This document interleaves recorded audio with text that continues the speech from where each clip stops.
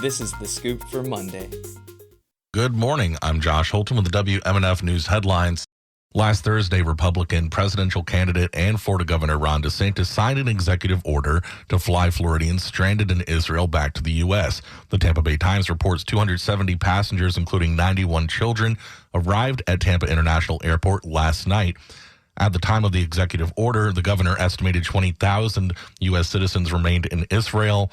And Sunday night, he said the number of Floridians might be 700 to 1,000. DeSantis says the United States should not take in any Palestinian refugees if they flee the Gaza Strip because they are all, quote, anti-Semitic. He is dismissing international entreaties for Israel to provide clean running water and utilities to the 2.3 million civilians in the territory. DeSantis' comments are a striking departure from the public stance taken by U.S. officials, including some of his fellow Republicans, who draw distinctions between the aims of the Palestinian people and those of Hamas. President Joe Biden has postponed a trip to Colorado to stay in Washington and focus on the growing conflict in the Middle East.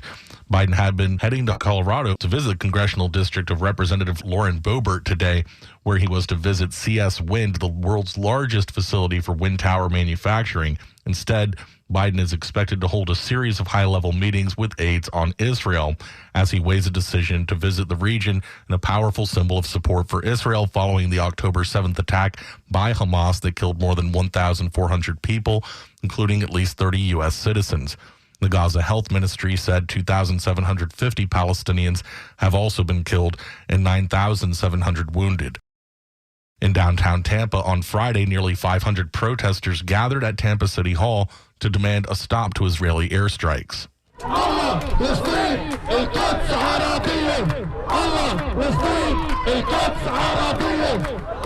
Nadir Ahmed is from Tampa and challenged Israeli supporters to a debate. Because they have an indefensible position, which is occupation, concentration camp. Gaza is a giant concentration camp. They can't defend the terroristic bombardment of Gaza. So that's why you have only one-sided discussions taking place. Aziza Toumi is from Morocco and was holding a sign that said Israel is a terrorist state.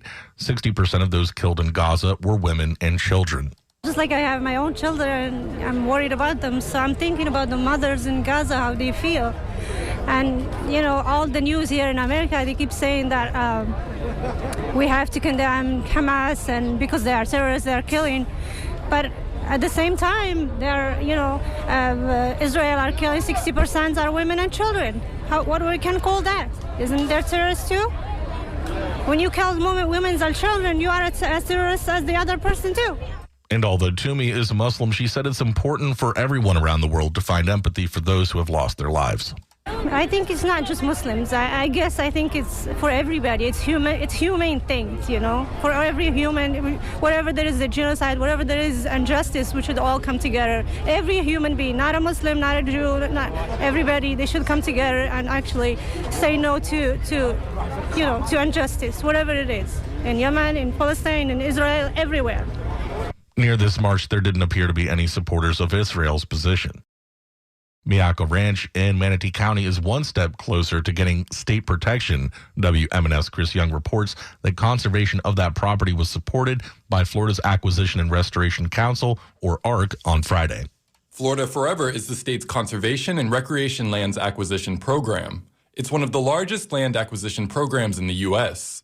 Julie Morris is the director of the Florida Conservation Group. We still have these areas in Southwest Florida that are worth protecting, these pristine natural communities. And even though we are the fastest growing area in the country, I think, we still have areas that stand out. One of those areas is Miyako Ranch, an approximately 1,000-acre land in eastern Manatee County.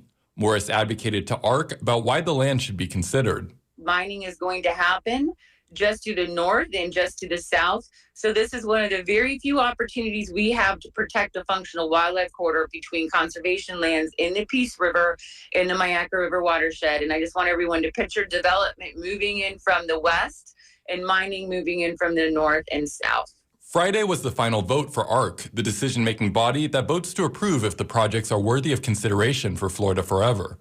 If all goes well, Morris says they are still a year out from the protections being implemented. The projects go through a lengthy review process and must be approved by the governor and cabinet. For WMNF News, I'm Chris Young. The COVID-19 death toll continues to climb in Florida, while COVID-19 cases have dropped in recent weeks. The State Department of Health on Friday released a report that showed 91,590 Florida residents had died of COVID-19 since the pandemic started in 2020. That was up from 91,178 deaths in a report issued 2 weeks earlier. Because of lags in reporting, it is unclear when the additional deaths occurred. The Department of Health releases data every 2 weeks. The report also showed a decrease in COVID-19 deaths during the past month.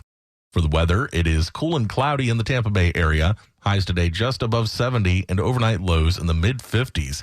I'm Josh Holton with the WMNF News headlines on 88.5 FM and the WMNF app. This is The Scoop, recorded at WMNF Tampa.